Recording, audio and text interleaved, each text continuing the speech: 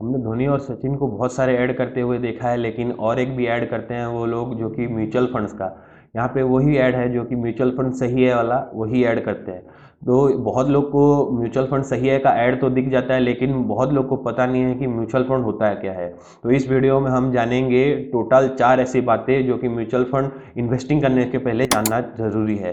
First is what is mutual fund, second ways of investing in mutual fund, third SIP calculator जहाँ पे हम हमारा returns कितना आएगा वो भी कैलकुलेट करेंगे यहाँ पे, और चौथा है should we invest in mutual fund.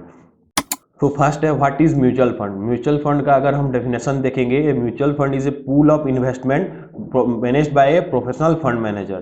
तो सिंपल भाषा में अगर बताऊं तो ये बहुत सारे लोगों से पैसा लेते हैं, कलेक्ट करते हैं एक कंपनी, और वो कंपनी एक आदमी को बिठाती है, वो आदमी हमारा पैसा इन्वेस्ट करता है स्टॉक्स में। अगर मैं एग्जांपल लूँ यहाँ पे, तो एक दोस्त का बर्थडे है और हर कोई दोस्त बर्थडे गिफ्ट नहीं देता, तो वो जो भी दोस्त हैं वहाँ पे वो पैसा कलेक्ट करते हैं, एक आदमी को देते हैं, वो दोस्त जाके खरीद के लाता है एक ही गिफ्ट।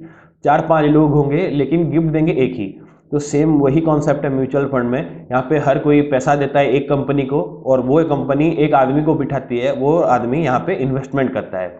अगर मैं यहाँ पे एक म्यूचुअल फंड का एग्जांपल लूँ, म्यूचुअल फंड है SBI blue chip direct plan growth. ये एक म्यूचुअल फंड कंपनी है जो कि एसबीआई चलाती है। तो यहाँ पे लिस्ट ऑफ स्टॉक्स है जहाँ पे वो म्यूचुअल फंड यहाँ पे इन्वेस्ट करती है। तो म्यूचुअल फंड आखिर करती क्या है? म्यूचुअल फंड एक बास्केट ऑफ स्टॉक्स है जो कि 50-60-70 कंपनी रहती हैं जहाँ पे वो इन्वेस्टमेंट करती है। तो यहाँ पे हम एग्जांपल देख सकते हैं, यहाँ पे उस कंपनी में 50 स्टॉक्स हैं। तो ये म्यूचुअल फंड टोटल 50 स्टॉक्स में इन्वेस्ट किए है। First is HDFC bank, ICIC bank, L and T, ITC, Bajaj finance, Infosys, Reliance, Britannia जो कि गुड डे बनाती है। ये सब कंपनी यहाँ पे है, जो ये टोटल 50 कंपनियां से यहाँ पे ये इन्वेस्ट करती हैं। तो इन्वेस्टमेंट करने से क्या होता है, डाइवर्सिफाई रहने से क्या होता है, आपका रिस्क घट जाता है और आपको रिटर्न्स भले ही एवरेज मिले लेकिन कंसिस्टेंट मिलते रहते हैं। तो एक्चुअली एक म्यूचुअल फंड ग्रो कैसे करता है? जब भी यहाँ पे इन्वेस्ट करेगा ये 50 कंपनीज, और ये 50 कंपनीज अगर ऊपर जाएंगी, उनका स्टॉक प्राइस बढ़ेगा, तो आपका जो रिटर्न्स है वो भी बढ़ेगा। इस हिसाब से हम म्यूचुअल फंड में हम रिटर्न्स एक्सपेक्ट करते हैं। दूसरा पॉइंट है ways to invest in mutual fund. यहाँ पे दो तरीके से हम यहाँ पे इन्वेस्ट कर सकते हैं। एक है यहाँ पे देख सकते हैं, यहाँ पे मंथली एसआईपी, और एक है one time investment. Monthly SIP मतलब हम महीने के महीने एक डेट अगर फिक्स करेंगे, यहाँ पे लेट सपोज यहाँ पे 22 लिखा है, मैं यहाँ पे एसआईपी अमाउंट कर सकता हूँ 5000। मैं यहाँ पे मंथली 5000 यहाँ पे इन्वेस्ट करूंगा, और वो मंथली मेरे बैंक अकाउंट से डिडक्ट होता जाएगा 21st एवरी मंथ। और यहाँ पे वन टाइम इन्वेस्टमेंट क्या है, हमारा एफडी के साथ सेम है। एफडी का क्या है, हम एक साथ लाके डिपॉजिट कर देते हैं, यहाँ पे भी सेम ही है। अगर मैं चाहूँ तो यहाँ पे 1 लाख रुपए के 10 लाख रुपए मेरे को इन्वेस्ट करना है वन टाइम, तो मैं डायरेक्ट वन टाइम इन्वेस्टमेंट भी कर सकता हूँ म्यूचुअल फंड में। क्या आपके ऊपर है, आपको कौन सा ज़्यादा अच्छा लगता है। अब हम आते हैं तीसरे पॉइंट पे जो कि है रिटर्न्स कैलकुलेटर। तो यहाँ पे मैं एक दूसरा म्यूचुअल फंड यहाँ पे देख रहा हूँ, यहाँ पे है quant small cap mutual fund, जो कि है स्मॉल कैप कैटेगरी में सबसे बेस्ट परफॉर्मिंग म्यूचुअल फंड है। अगर मैं यहाँ पे देखूँ, अगर मैं यहाँ पे एक एसआईपी करता हूँ 5000 रुपये पर मंथ का, जो अगर मैं यहाँ पे 1 साल रखता तो यहाँ पे मेरे को 20% मिलता। अगर मैं सेम चीज़ यहाँ पे 3 साल करता तो यहाँ पे मेरे को 61% मिल रहा है। अगर मैं सेम चीज़ 5 साल तक कंटिन्यू करता, जो कि है 5000 रुपीज़ पर मंथ, अगर मैं 5 साल तक देता तो यहाँ पे 168% यहाँ पे मेरे को रिटर्न्स मिल चुका होता, जो कि मेरा टोटल इन्वेस्टमेंट था 3 लाख रुपए, और मेरे को यहाँ पे मिल रहा है 8,04,000 रुपये, जो कि बहुत ही ज़्यादा होता है। अगर एफडी के हिसाब से देखें, एफडी 7% देगा, मैक्सिमम 7.5% देगा, लेकिन यहाँ पे हम कंसिस्टेंट अगर रहेंगे 5 साल तक तो यहाँ पे हमको 168.3% मिल सकता है। अगर मैं यहाँ पे वन टाइम इन्वेस्टमेंट लूँ, अगर मैं वन टाइम इन्वेस्टमेंट यहाँ पे 1 लाख कर दूँ वन टाइम इन्वेस्टमेंट, तो अगर मैं वही वन टाइम इन्वेस्टमेंट को 5 साल तक रखता तो यहाँ पे 328.5% में यहाँ पे मिल जाता है, यही सेम फंड में लगा के।